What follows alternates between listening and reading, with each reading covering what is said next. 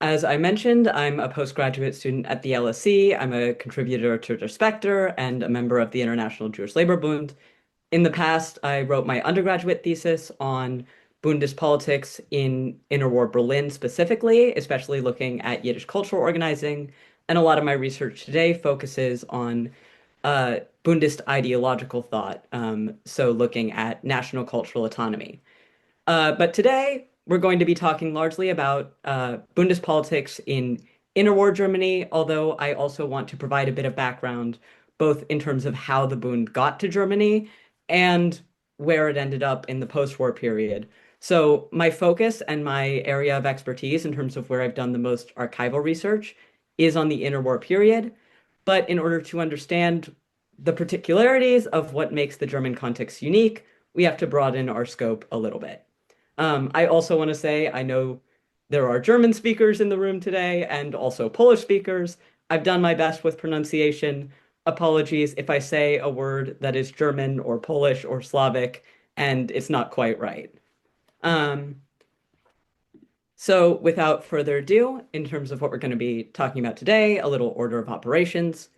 First, we're going to be talking about what makes the German context unique and why Bundes ended up organizing in Germany, how they got there, what was different about the political context they encountered there, how German Jews and Bundes organized Yiddish cultural institutions, the way that those cultural institutions were tied to political organizing, and also then how that evolved into relationships with the various socialist parties in Germany, the SPD, the KPD, how the Bund saw itself, how it organized more directly politically, of course, how the Bund responded to the shadow of fascism, and then finally, why any of this matters and what the specifics of the German context can potentially teach us about organizing as Bundes in the modern day.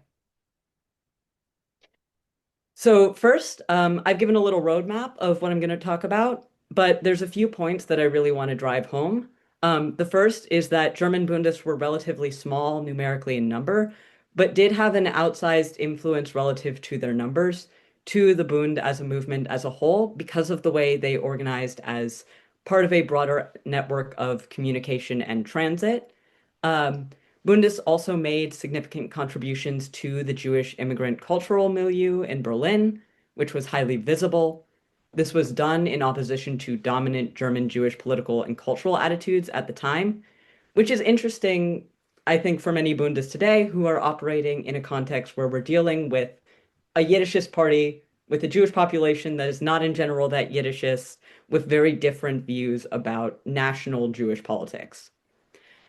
Now, before I really get into the specific German context, I know this is an event hosted by the Vienna Bund, so most people probably have some idea what the Bund is, but I still think it's worth giving a little more of a rundown on the timeline of the Bund, where its major power centers were, and why, in order to get what might be a little more unusual about Germany specifically.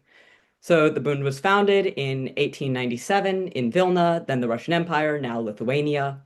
It is a Jewish, socialist, secular, Yiddishist, and anti-Zionist political movement, especially prominent in Poland and the former Russian Empire before the Second World War, but it is still around today. And at the time, it was active much beyond that context, for example, in Uruguay, in Argentina, in New York. So, all that to say, that its power centers were more in Central and Eastern Europe, but it was active beyond that context. In terms of how the centers of the Bund evolved over time, um, it was founded in the Russian Empire, as I mentioned, but around the Russian Revolution, it went through a split where part of the Bund was evolved into the Bolsheviks, and part of the Bund, the Social Democratic faction, generally either left when the Bund was banned, went into exile, and so ended up elsewhere. Communications were also severed between the Russian Bund and the Polish Bund to a large extent during the First World War. And so you get the Polish Bund as the main center of power for the Bund during the interwar period. The Bund also, as one of its ideological principles, really focused on national cultural autonomy. So this was kind of the Bund's alternative model to Zionism. it was this idea that you have an overall state structure, but then within that, different nationalities have control over cultural areas that have to do with things like language and education. And that is pretty significant because it was very closely tied to why the Bund was so focused on Yiddish as a language. If you're thinking about what are the defining aspects of a secular Jewish culture, language is going to be a big one, and Hebrew was more associated with male religious study and increasingly the Zionist movement. So, in the context of Russia and Poland, Yiddish was just the language that a lot of working class Jews spoke that was more associated with the politics of the Bund. Now, you might notice in all of this that I haven't really mentioned Germany as one place where the Bund was particularly active, or where there were a lot of Yiddish speakers. And that's because, by and large, it wasn't very big. In fact, during my undergraduate, I had a professor who focused on socialist politics during the interwar period in Germany tell me that the Bund did not exist in Germany. Now, if that was true, we wouldn't be having this presentation, but I do think it's worth talking about some of the different factors of German Jewry in contrast to the Bund's power centers in Eastern Europe to talk about why things might have been a little bit different there. In the context of Germany, one thing that was a major influence on the Jewish population was the Haskalah, often called the Jewish Enlightenment. It was a big cultural movement, started in the 1770s, went all the way to the 1880s. Very ideologically diverse. You have more radical reformers and people who were still more Orthodox religious, but wanted to modernize in some ways. But broadly within that, you have the seeds of the modern reform movement, especially with reformers like Max Lilienthal. But you also have this sense that Jews are not completely assimilating into German culture, but they're letting go of some of the outward signifiers of Jewishness. You get Jews starting to dress differently, starting to be more a part of mainstream German society, and to think of themselves differently over time. This is coupled with emancipation. Jews in the German Empire were formally emancipated with the foundation of the empire in 1871. But in a lot of states, including Prussia, Jews were emancipated much earlier than that. And this is very different than Eastern Europe, where you have Jews mostly restricted to the Pale of Settlement for a very long time. You have a much worse economic situation. Jews in Germany were much more able to enter the middle class by the 20th century. Um, and so you have a vastly different Jewish political situation where Jews in Germany tend to be more German and Hebrew speaking. That was also largely a consequence of the Haskalah. You have definitely still anti-Semitism, especially waves of anti-Semitic backlash to emancipation and after World War I. But on the whole, a more kind of fertile political climate for Jews to be active participants in mainstream German society. And that led to most German Jews thinking of themselves differently. National politics weren't especially popular. The mainstream Jewish religious community tended to think of Jewishness more as a religion and Germanness as their nationality. You can see this in the politics of the Zentralverein, the main organization of kind of political German Jewish self-advocacy in the um, kind of late 19th, early 20th century, which was founded in 1893 and described itself as being for German citizens of the Jewish faith. And so there was this idea that you shouldn't necessarily assimilate, and in fact, the Zentralverein opposed giving up all aspects of Jewishness, but Jewishness was something that belonged to religion, to the private sphere, and your nationality was German. And you had much more in common with Germans than you did with Jews in Russia or in France. You see this in organizations like the German Zionist Association being quite small. Only about 2,000 Jews actually emigrated from Germany to Palestine between 1920 and 1930. Of course, there were significant Zionist intellectuals and publications in Germany, like Jüdische Rundschau, but on the whole, politics in Germany among Jews were a lot less national. Even the socialists tended to think of defining yourself as ethnically Jewish as playing into reactionary nationalism, which we can see in the way that figures like Rosa Luxemburg rejected associating her Jewishness with her politics. That said, the so-called Yekis, these more established German Jews, were not the only Jews in Germany. There was another population, often pejoratively called the Ostjuden, who were Jews who had emigrated at one point or another from Eastern Europe, sometimes following waves of pogroms, a big wave after the failed 1905 revolution, again after the Russian Revolution and during World War I, who then settled in Germany, who tended to be more Yiddish speaking, as most Jews in Eastern Europe were, more working class, often from more rural backgrounds, and with this history of quite severe repression in the Russian Empire. And it was among this population that the Bund found especially fertile ground for organizing and where a lot of Bundists themselves were located. Ostjuden were about 15% of the Jewish population in Germany in 1925, although that number grew to around 18% by 1933. So you can see why the Bund might not be winning major elections in this context, but also that they have a segment of the population which is potentially quite receptive, which is not an insignificant chunk of German Jewry. So, if what my professor during undergrad said was correct, if there was no Bundist organization in Germany, it would be quite strange that we see the first mentions of a Bundist group contacting the SPD in Germany all the way back in the 1890s. And remember, the Bund was only founded in 1897. So this is quite shortly after the Bund was founded, where we're already seeing not just accounts of isolated Bundists happening to be floating through Berlin, but of a Bundist group. I have over here the logo of Berliner Group Bund. Um, and in light of all that we've talked about in terms of German Jewry, why would Bundists come to Germany and how would they organize there? Well, for one thing, Germany, as we can see on the map, is situated between Switzerland and Western Europe and Poland and the Russian Empire and then the Soviet Union and Eastern Europe.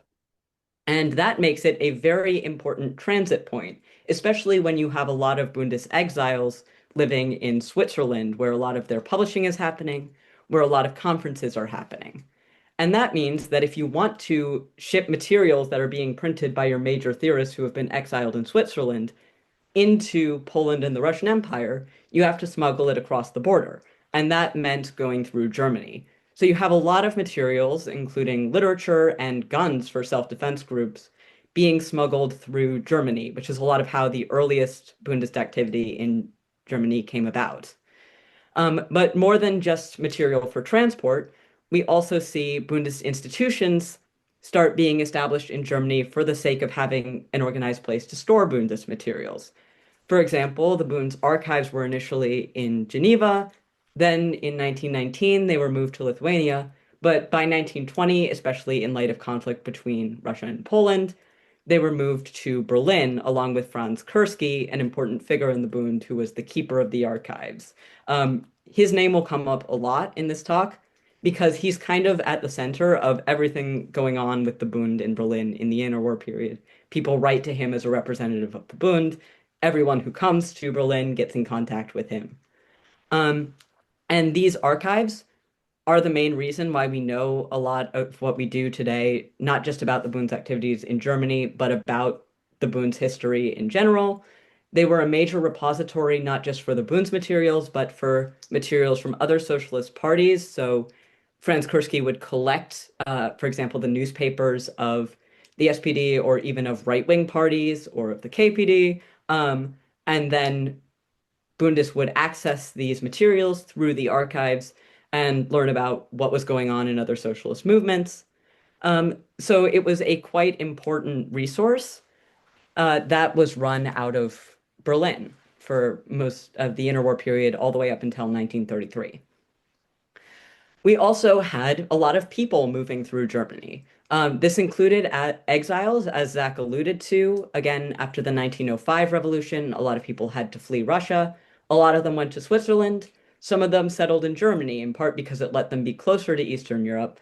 Then in 1917, you had a lot of the Menshevik-aligned faction, the more social democratic Bundists, leave Russia, um, including Abramovich, a very important figure in the Mensheviks, who actually served as the forwards correspondent on German politics in Berlin for a lot of the 20s.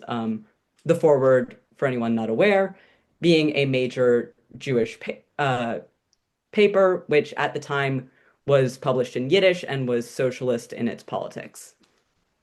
You also had the Foreign Committee of the Bund, which was mostly centered in Geneva. But again, a lot of the materials and information flowed through Germany in order to get between the Bund power centers and the center of the Foreign Committee. And a lot of people would get in touch with Franz Kursky in order to get in touch with the Foreign Committee. People were constantly traveling to get to conferences. And again, those conferences were illegal in, for example, the Russian Empire. So you'd have them in places like Bern or Geneva or Vienna. And people would go through Germany and not just Berlin, but stop off at all the different Bundist student groups that formed in places like Karlsruhe. In the process, they came into contact with other socialists, and especially given the significance of German socialist politics during the interwar period to European socialism as a whole, the connections formed through Bundist operations in Germany were really significant to the Bund's connections to the international and to socialism as a whole. I think one really interesting example of how people kind of ended up in Germany through all these odd ways is the example of Ephraim Zalmanatron. He's someone who, very interesting figure, major Bundist in Poland, later became a millionaire and ended up settling in New York and funding a lot of projects. But in 1905, he ended up getting shot on the barricades of the 1905 revolution in Lodz. He was injured, and because he was on the run for Tsar's police, he got smuggled to Berlin, where he was treated in hospital. He met Franz Kursky, um, who talks about meeting him, but while he was there, Kursky got from him an account of what was going on with the Lodz uprising, and then published it in Vorwärts, the newspaper of the SPD, the Socialist Party of Germany. And so you can see the ways that people end up in Germany, often fleeing things, again, sometimes coming in contact with the more settled, established Bundes in Germany, like Franz Kursky. Um, and then those interactions end up influencing not just the Bundist movement as a whole, but other socialist movements because they're providing reports of what's going on further east and getting information. Eventually, Atron had to flee Berlin because the Ukraina, the Russian secret police, caught on to him, even though he used a fake name at the hospital. Um, Another big thing was student groups. Like I did at Freie Universität, a lot of Bundists in the early 20th century decided Germany might be a good place to go to university, and a lot of students are involved in radical politics or get radicalized during their university period. And that was true in Germany, which is also how we get Bundist groups springing up in more diverse places than just Berlin. For example, here I have a photo of that Bundist student group I mentioned in Karlsruhe. Universities were a site of radicalization. For example, Dr. Anna Breudy Heller studies in Berlin in 1912, where she describes herself as becoming awake to the reality that a good doctor cannot avoid being a socialist activist. Doris Bundistin, this chronicle of the lives of rank and file Bundists, describes her as becoming awakened in the thicket of the Jewish quarter in a neighborhood where assimilation was foreign. Um, so you get this sense also of these Jewish immigrant communities in Germany not just being a place where people who were already radicals showed up and decided to engage in politics, but where people were actively developing their politics. As a side note, Dr. Anna Breudy Heller is quite an interesting individual in her own right. She ended up being part of a hospital in the Warsaw Ghetto. She was unfortunately killed, but she managed to get some of her family smuggled to safety. Quite an interesting figure in the Bund. There's also the example of David Machlin, a Bundist who uh, got tuberculosis and decided to get treated and study in Germany. He had to flee the German police in 1904, so again, I do want to underscore that just because Germany was a better place to be a Bundist than Tsarist Russia, it wasn't all sunshine and roses. Um, but he went on to become a member of the Foreign Committee, worked with Franz Kursky in the archives, and later became a member of the Central Committee. So you get this story over and over and over again, and these are only a few examples from Doris Bundisten of Bundists who come to Germany to study, develop their politics and their organizing skills, and then become really major figures in the movement. Now, we've talked a bit about people moving through Germany and why Bundists might come to Germany, but now let's talk a little bit more about what organizing as a Bundist looked like on the ground. A big portion of that was cultural organizing. So you can't really talk about Yiddish culture in interwar Germany without talking about the Parrots Association, especially in Berlin. It was a Yiddish cultural association. It was largely socialist in tone, and it was founded during World War I by Moshe Citrunovich, who was actually a labor Zionist. However, as I mentioned, you had a major wave of immigration after World War I, and Bundists kind of took over the board. Um, and you can see this because a lot of the Parrots Association flyers started to be published at the same print shop where the Bund was publishing their political flyers, which are explicitly attributed to Berliner Group Bund. And also just the records, you see a lot of Bundist activity in the Parrots Association. They were a cultural association, but they mainly catered to workers. There was a lot of radical literature in their clubhouses, and they hosted talks not just about authors like Sholem Aleichem, but also about, for example, curiosities of the Russian Revolution until 1905. So these talks were both Yiddish and political, and you couldn't really separate the socialist politics of a lot of Eastern European Jews from the Yiddish cultural promotion of the Parrots Association. It wasn't a coincidence that the Bund, a group that was very involved and invested in a certain idea of Jewish identity as self-consciously Jewish and specifically Yiddishist, was involved in organizing Yiddish cultural events, whether they were specifically socialist or whether they were more general cultural events.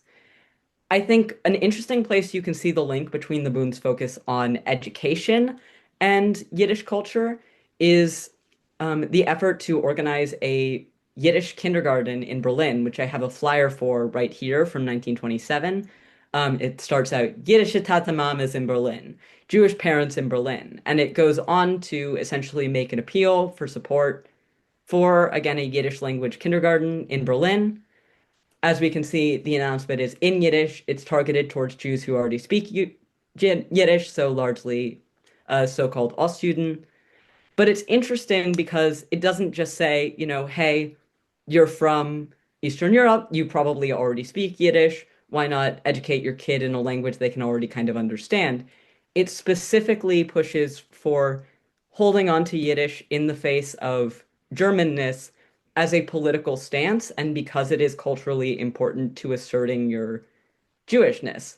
I've pulled a few quotes here. The first one is Deutschen in Polen bleiben Deutschen mit der Sprachkultur vermogen eigene Schulen. So Germans in Poland stay Germans with their own language, culture, and schools.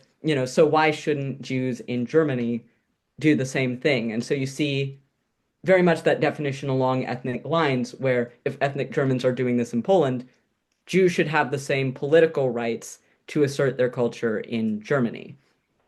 We also have this quote, now the childhood years are the foundation, and the foundation must be one's own. Our foundation is our own school in our own tongue. So again, here, our own tongue is not Hebrew, it is not German, it is specifically Yiddish, the so-called jargon of the diaspora. Now, speaking about the kind of political undertones to the Bund's Yiddish cultural organizing, we should also talk about their economic politics, their socialism, and how they interacted with other parties in Germany at the time. So, the Bund had a somewhat complicated relationship to the SPD, the Socialist Party of the Social Democratic Party of Germany, The Bund was in general slightly more revolutionary in its politics than the SPD, but didn't really fall in line with the Bolsheviks, especially not the Bundists who had split off from the Bolsheviks specifically after the Russian Revolution. And so they had a somewhat complicated relationship with the SPD, which was a little more reformist, especially after the split with the Communist Party of Germany and the 1918-1919 German Revolution. In general, the Bund sometimes clashed with the SPD politically. For example, the Bundists were in general stronger proponents of the WTB plan, this idea that you'd use debt financing to address the Great Depression in the 1930s, and stop inflation, um, which the SPD was not super on board with. It would have been an approach more similar to kind of FDR and what the United States did. The Bund was also not super happy with the SPD's approach to fighting fascism. And if you want to learn more about the specifics of these kinds of policy debates, Gertrude Pican has a very good section on this topic specifically in her History of the Bund. But on the ground, realities were a lot warmer. I mentioned already that the SPD came into contact with the Bund while transporting materials. The SPD was actually very helpful to the Bund in terms of facilitating the smuggling of materials because German socialists would let Bundists use their addresses to mail things and store things when they would get cracked down on illegally for doing so. They also shared physical spaces. For example, the Vorwärts house to Lindenstrasse, where uh, where the SPD published its main organ, Vorwärts, was also home to the Bund's archives. They shared that space with Franz Kursky and with the Bund. And so you did have this quite close collaboration. The Bund also tried to do fundraising with kind of more moderate German socialists. Franz Kursky had a quite close, sent quite a few letters to Edward Bernstein, sometimes asking for money for Bundist projects both in Germany and in Poland. Um, Although he wasn't super successful, Edward Bernstein was very nice about saying no. Um, that said, I mentioned that Bundists tend to have a bit more revolutionary politics than the SPD, and that is quite clear when you see the chunk of Bundists who found themselves more aligned with the USPD or the KPD. Less so the KPD because the KPD, the Communist Party of Germany, developed a quite close relationship with the Soviet Union, which wasn't super friendly to the non-Bolshevik faction of the Bund. Um, but in 1918, Elias Laub, a Bundist, was actually put on trial for treason alongside people like Leo Jojiches for taking part in the Spartacist revolt. And the KPD's publishing house was the publishing house that put out the Bund's newspaper in Berlin in the early 20s, Der Morgenstern. So speaking of Der Morgenstern, again, it was put out by the KPD's publishing house, indicating a quite close collaboration on that level, although only early in the 1920s, and it reported a lot on Bundist happenings in Germany, especially in Berlin. It describes cultural events being hosted, often with over 100 attendees. We know some of these events were hosted in festival halls of Alexanderstrasse.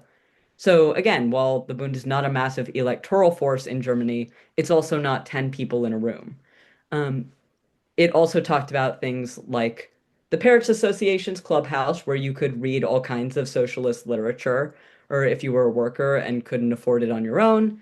It talked about the Vilna troupe, a theater troupe from Lithuania coming to town to perform in Yiddish. But also, it talked about specifically political happenings. In 1921, the January issue talks about a centralization of Jewish aid organizations in Berlin for these Eastern European Jewish immigrants, which involved a cooperation between the Bund and Koalition, the labor Zionist, or socialist Zionist, I should say, organization. Koalition was kind of in a similar difficult position to the Bund in Germany, where its main base was more Eastern European, And like the Bund, it promoted Yiddish and Marxist politics, which also put Polizion in conflict with some of the broader Zionist movement.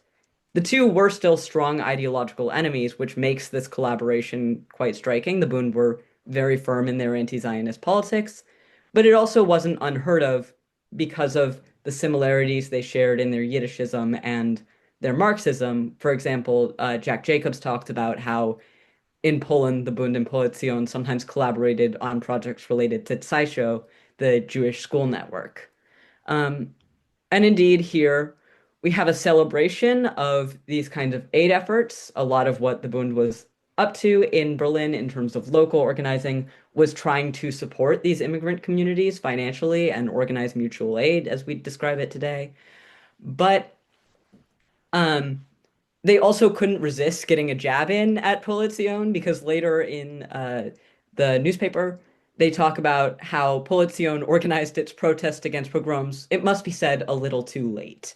Um, so now we get to specifically Bundist kind of political organizing. Again, their political mobilization was largely centered on Eastern European Jews. We have a lot of their flyers and a lot of their events hosted in the Schönenviertel, the Jewish quarter, and in Charlottenburg, the neighborhood of Berlin, which was at the time sometimes nicknamed Charlottengrad because of the high quantity of Russian immigrants. Um, and most of these announcements and flyers were in Yiddish, which indicates that, again, they were mostly angling for this Eastern European audience rather than for the more established German Jewish community. But we do also have some flyers that have copies in German, so it seems like they were also trying to leave the door open to that audience if the kind of more established, more middle class, more German-speaking Jews were interested. Here we have a flyer for a talk by Yankov Pat, who was a very prominent Polish Bundist. He wrote quite a few books related to the Bund. I have one of them here. I actually met his granddaughter in Massachusetts not too long ago. She's a Bundist and a contributor to Der Spectre. He was part of the Bund Central Committee. Um, but here he's giving a talk in Berlin about Leben und Kampf in Polen, life and struggle in Poland. And what's interesting, if you look at the subjects covered in this talk, is that some of them are very specific to Poland, things like the aftermath of the Pilsudski coup or the cities and small towns of Poland. But some of them are more general, things like on the Jewish street, Jews, communists, and Polizion. And so what you see here is both the way in which Jews in Germany were still very fixated on the Bund's power centers as Bundism's biggest international political stage and the place where they were winning the most Kahila elections, where they were able to be this kind of more hegemonic force in Jewish politics, but also that they weren't only talking about what was happening over there, so to speak, but then taking lessons from these political happenings to apply to their local context and to derive more general ideological insights to help them in their political work for Jews living in Germany. And so I think you see an interesting way in which Poland is still a focus of some German Bundists, but is also a way in which they can get together, organize, and derive support in the place where they live, kind of more in principle with Bundesdoigkeit or here-ness. We also have attempts at fundraising from the Bund among established German Jews. I alluded to this a little bit with Kursky's outreach to Bernstein, but also the Bund got in contact with the official Jewish religious community. Frank Wolf, uh, one of the great historians of the Bund who wrote about the Bund's operations transnationally, talks a little bit about this and the ways in which these communications kind of downplayed the socialism and ethnic politics of the Bund to play into how German Jews saw Jews in Eastern Europe and kind of looked down upon them or pitied them, talking about, hey, we're organizing these schools for poor disadvantaged Jews in Poland. Maybe you should chip in some money to Bundist projects. Um, so they very much changed their tone depending on what type of Jew in Germany they were talking to, because that's very different even from their fundraising efforts among Ostjuden in Yiddish, where they end up talking about you should contribute to this Kahila election because it is also your political struggle and very much framed it in terms of a socialist politics. Bundist also had a pretty big role in German Jewish intellectual life, and German Jewish intellectual life shaped the politics of the Bund through them. I think an interesting example of this is Sophie Dubnov Ehrlich, who was the daughter of the Jewish historian and diasporist Simon Dubnov, the wife of the Polish Bundist Heinrich Ehrlich, and a very prominent Bundist organizer, thinker, writer in her own right. She wrote a lot about the Bund's sexual politics for the Polish Bund, and a lot of her views on this are believed to be shaped by a couple of very prominent German thinkers and reformers on the subject. And there's some evidence to believe that she came into contact with these theorists while in circles of Eastern European Jewish emigres in Berlin, where she lived for a time.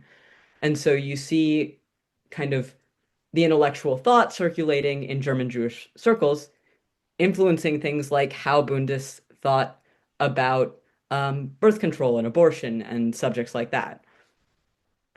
We also have the Bund as this organization that is promoting Yiddish and is thinking about how Jews should conceive of themselves politically, influencing German Jewish intellectual life because Bundists are not just publishing in their own papers or talking about Poland, they're publishing about Bundist activities in German papers, not just the SPD's organ for Welt, but more general German newspapers. I think there's a record of the Frankfurter Allgemein, but I'm not 100% sure. I don't remember for sure.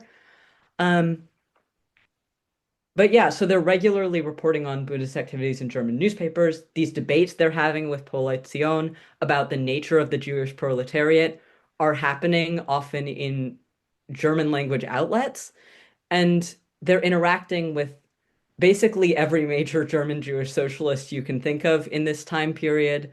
Um, and people like Karl Kautsky and Pavel Axelrod, who are all circulating around Berlin. And so it's this major point of dialogue as well. Hold on, getting to the next slide.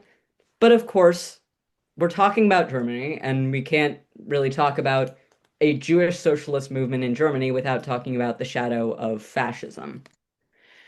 So, in terms of the Bund's response to fascism, I think this is an area where there could stand to be a good deal more research when it comes to looking at the German Bund specifically. We have some anecdotes suggesting that Bundists were involved in anti-fascist organizing. For example, Alexander Ehrlich, the son of Heinrich Ehrlich, and Sophie Dubnov Ehrlich, who was one of those many Bundists who attended university in Berlin, was wearing a Three Arrows anti-fascist pin to class every day in 1931. And the Bund's archives actually include some Nazi materials like this flyer, which I've included, which shows that the Bund was keeping tabs on the activities of their political enemies. You can find a lot of similar fascist flyers and stuff like this alongside all of the KPD and SPD and Bundist papers in the Bund's archives. And so, while again the Bund's small size in Germany made it difficult for them to organize kind of large-scale self-defense groups in the way that we see in Eastern Europe, it is likely that Bundists were participating in the various anti-fascist efforts organized by German parties with whom they had a lot of overlap and were moving kind of in and out of. I want to also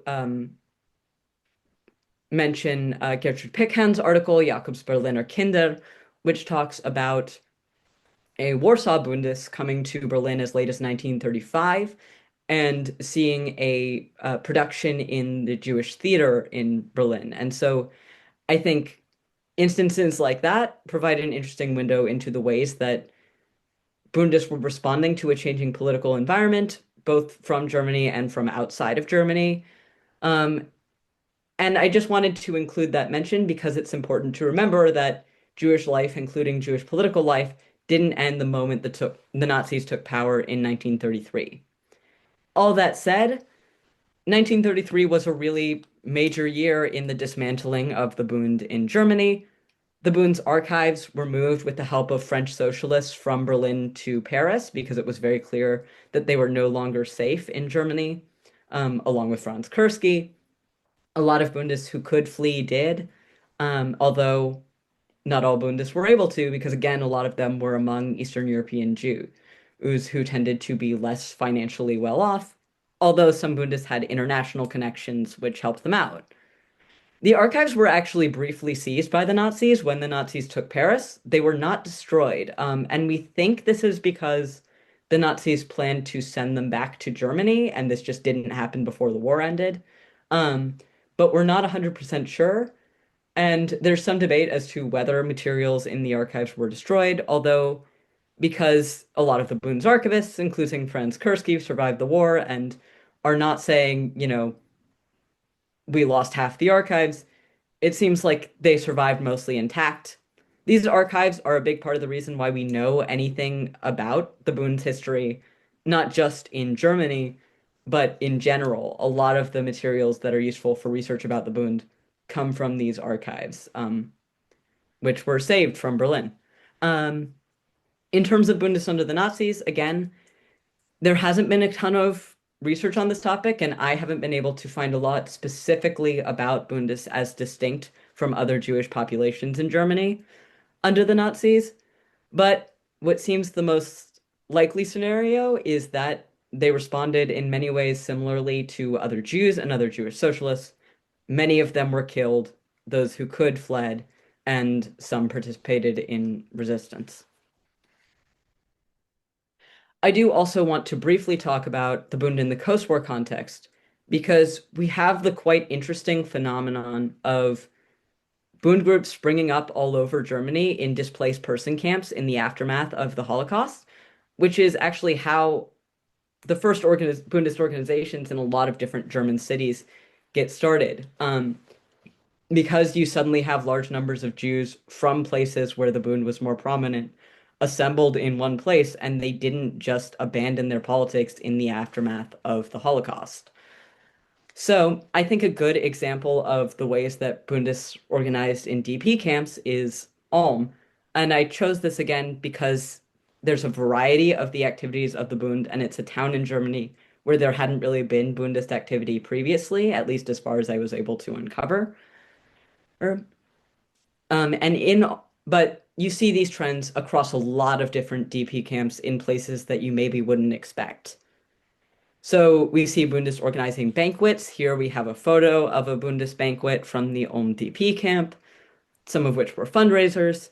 They hosted elections. There was an effort to organize a central committee of liberated Jews to represent Jewish interests to the United Nations and to the occupying powers, the US and Britain, and to represent the interests of displaced Jews, to allow them more say over their own fate, to discuss the allocation of resources. And through these elections, you see the rebuilding of a lot of Jewish political movements.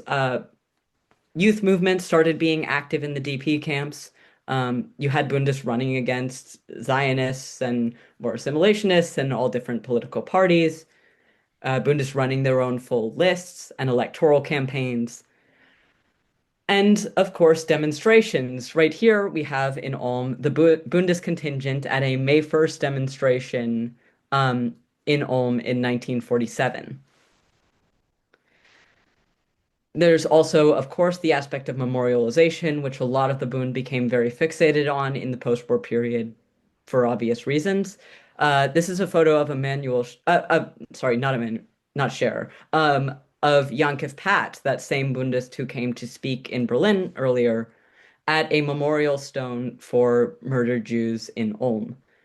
And I think it's interesting to see kind of this continuity of Bundists who have been displaced, who have been active in their politics, who have spoken in Germany in the past, coming back to Germany in the context of memorialization, again, through displacement.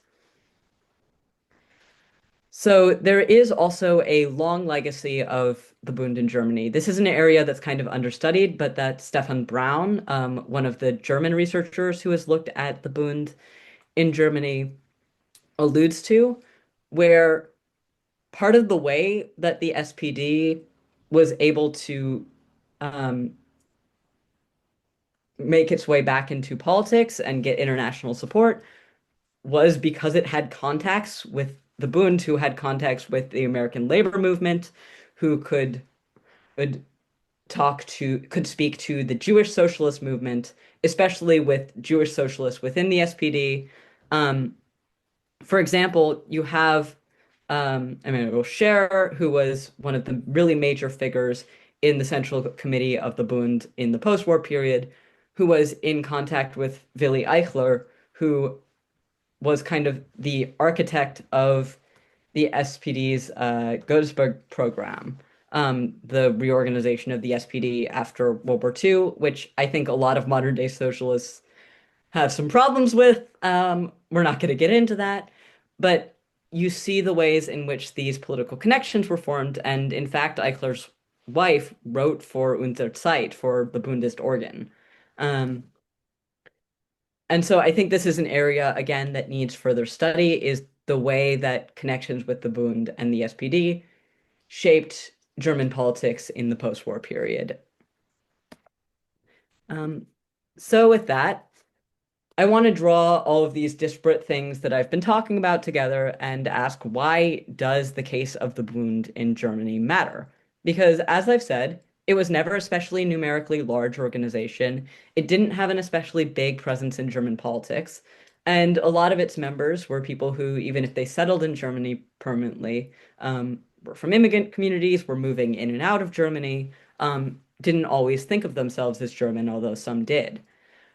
But I think the case of the Bund in Germany, especially in interwar Berlin, showcases that Jewish immigrants from Eastern Europe were not just trying to assimilate or caving to the pressures of broader German Jewry, but there was an effort to mount a challenge to the German Jewish cultural consensus in Germany that was more radical, that was more Yiddishist, that did have these socialist politics, that did conceive of itself ethnically.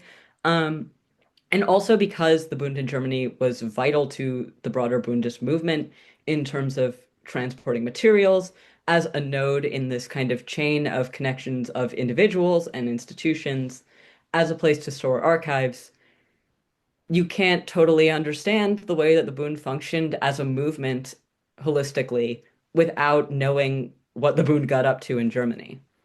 I also think the case of the Bund in Germany has special implications for anyone trying to organize as a Bundist in the modern day, because here we have a case of the Bund at the height of its power in the interwar period, trying to organize along Yiddish cultural political lines in a place where most Jews were not Yiddish speakers, where they had this smaller core of uh, secular Yiddishists, so to speak, um, in a place that was not a multi-ethnic empire, but something closer to a nation state in the way that we think of it today, where they were nonetheless trying to promote non-territorial autonomy, national cultural autonomy, through developing Yiddish educational institutions, through combining that with socialist politics. And that model provides a, a way we can see how the Bund adapted to contexts other than the places where it was strongest. This is not, again, to say that the Bund in Germany was always successful. Well, there's a reason why its numbers were so small, why it didn't make as many inroads among the mainstream Jewish community of its time in Germany. But I think we need to understand how it functioned in order to learn from those mistakes and also see what it might have done right. It's also an example of how Jewish cultural production and what elements of Jewish culture we choose to focus on as organizers become politicized by opposing a dominant vision of Jewish identity. Um, and again, also having studied in Germany, I remember the ways in which Bundism is not generally seen as having this big place in German history. There's not as much memory of continuity of the organization today. And I think it's important that we remember, especially in light of the actions of the German state, that the history of German Jews does include a history of Bundism, the history of alternative political visions. There's a lot of lip service paid to how significant Zionist theorists in Germany were to the broader Zionist movement, even though it was never a bit super numerically big movement.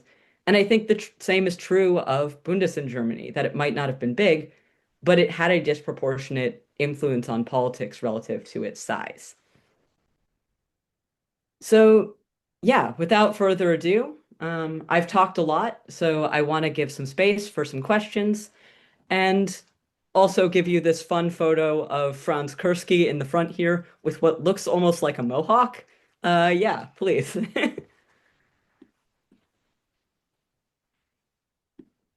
Um, let's see.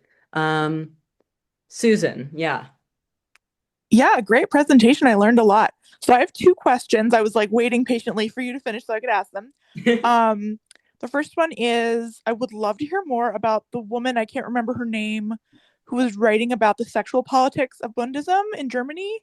Mhm. Do you know where I would find out about that? Yeah, absolutely. So the reason I'm not flipping back to the presentation is because I don't have the name on the slide, but You I do can not, send it to you yes. after. Her name is Sophie Dubnov Ehrlich. Um, Okay. she was a pretty prominent thinker kind of across the Bund because she wrote a lot for the Bund's various organs. She wrote in Yiddish, but she's also the daughter of Simon Dubnov, who is this very prominent diasporist historian and thinker, and married to Heinrich Ehrlich, who is one of the heads of the Bund in Poland. And I say not to put her work relative to the work of men around her in the Bund, but just to say that she was very involved with a lot of networks of thinkers at kind of a higher level of Bundist theory and political theory. And she actually wrote a book about the life of her father, Simon Dubnov, which has an English language translation and includes a lot of anecdotes about the family and things about herself. So if you want to read her writing, I would highly recommend that book, her biography of Simon Dubnov. And Jack Jacobs also talks about the specific aspect of sexual politics and the thinkers who she was drawing inspiration from in his section, I believe, on women in the Bund in um, the book Bundist Counterculture in Interwar Poland. So I would recommend looking into Jack Jacobs's work on the subject. I do have Bundist Counterculture and Interwar Poland. I own that one. And then my second question was how on earth did they get those Bundist documents back from the Nazis after they got seized? Um, yeah, so I think again, I don't have all of the details on the story at hand, but from what I understand, they did not leave Paris, and so because the Nazis hadn't been able to transport them, they were able to recover them when the city was liberated. But I see that Zach has the hand up and might have more information. So, so first of all, thank you very much, Sam. And I just wanted to also, so that you don't have to deal with the question, um, or dealing with like question moderation after such a great extensive presentation. So I'll just hop in as well. There's an article in Jack Jacobs's book written for the 100-year anniversary of the Bund. There's a whole description about the archives, and it's a crazy story. The fact that they were smuggled out of Germany in 1933 because the French Socialist Party claimed them as part of the French library overseas, so the Nazis couldn't touch them. And then they were smuggled into like, I think it was like a salt mine, and then after the war to America. Like it's a whole thing, right? So I can, if anybody is interested, Sue's, I can send over the link for that. But yes, if anybody has any, does anybody have any further questions? Well, I know that the mention of Anne Breuer-Heller was very important to at least one person on this call, who I don't know if they will want to speak up because there's some activity regarding memorizing her grave in Warsaw. Yeah, Zach is very delicate, as you can see. No, I mean, no, I mean it's very important for me because I was working in the Warsaw Getty Museum, and she's one of our, let's say, heroes because she was a director of this hospital, and she really changed a lot.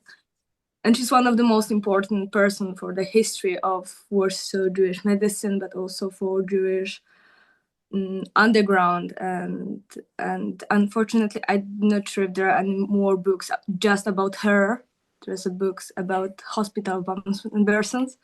But yeah, it was very important for me because yeah, she's a very important person for me. And we don't have her grave, but there is on the grave of her husband and her children, there's information about her. And yeah, I hope that someday we can renovate this tombstone and say more about her. Yeah, so sorry, and thank you for the presentation. It was really great. I had no idea. I mean, I didn't know anything about this topic, so it's very important for me to hear it. And thank you very much. I just want to quickly say thank you so much, Mania, and it's really good to hear from you because I really only know about this part of Anna Brody-Heller's life and the general outlines, and it's so cool to hear about the research that you've been doing, especially about the role of women in the Bund. So yeah, thank you very much for that. Nelson, did you have a question? Yeah. Thank you again for the presentation. It was really excellent. What would you say are the main takeaways that we in our contemporary time can learn from this era? It's fascinating in and of itself, but what are the contemporary takeaways? Yeah, so I think that we both have positive and negative examples from the Moon in Berlin, which is mainly, I think there was a reason why they weren't more successful in gaining more popularity in broader German politics and kind of becoming a mass movement there. And that's partly because a lot of them were exiles who were interested in what was going on in other areas of the Bund and didn't adapt themselves as much to the German context. But that also meant things like um, by focusing so heavily on this kind of Eastern European Jewish population and not really challenging as much the pre-existing German Jewish institutions, they weren't really able to make inroads there. Again, I do also think there is a good example in this of the way that the Bund was able to use Yiddish organizing because that was kind of a niche that appealed to specifically working class Jews that provided an alternative model of how to be Jewish in Germany to what the mainstream community was offering. That was in large part why they were able to become such a significant force in Germany in spite of their failure to become a mass movement there.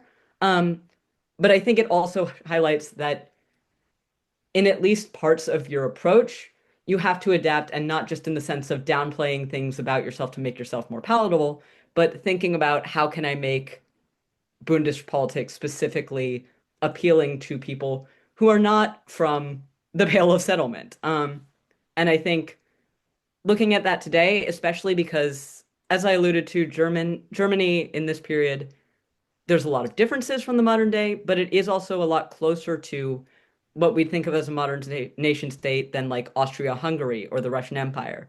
And so when we're thinking about what does it mean to be advocates of non-territorial autonomy in a modern liberal democracy, um, we can look at how did the Bund adjust its rhetoric in the Weimar Republic. Anya, would you like to read out your question, or should I read it out? Okay, no worries. So are there particular Bundist organizing strategies that you found unexpected or that you believe could provide useful insights for contemporary community building and organizing? Yeah, so I think one thing that's really cool is the specific example we have of the Yiddish language kindergarten in Berlin, which actually there are modern day Yiddishists interested in a similar project.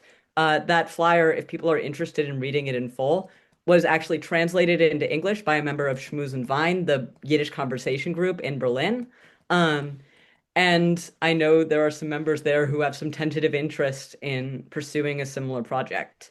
And I think that's interesting because you're keeping the link between Yiddish and education and Jewish culture, and you're framing it not just in terms of this is a language you already speak, but in terms of this is a language you have a connection to culturally and that is valuable to express in its own right. And I think that that's something interesting of encouraging people who are Yiddish speakers to hang on to that and to raise their children in that language. And when I say Yiddish in the contemporary context, I do mean more diaspora languages, but I'm talking about Yiddish here because that's the language that was the relevant diaspora language in these communities in this time. Um, but you're actively posing this as a way to build a cultural community and a base that is outside of the mainstream Jewish community while not just providing concrete politics in the form of electoral politics. And I think it's interesting that they focus so much on cultural politics in a place where they couldn't really be running candidates because they didn't have the support. They were still able to have this outsized influence on intellectual thought by forging such big connections with other movements, by becoming the face of this counterculture on kind of the cultural level. So I think when we look at specific tactics, definitely there's things that have been staples of socialist movements forever. You know, you've got your rallies, you've got your educational talks, but also you have libraries, you have the archives, you have schools, and all of these elements contributed to allowing the Bund in Germany to have an influence beyond its size.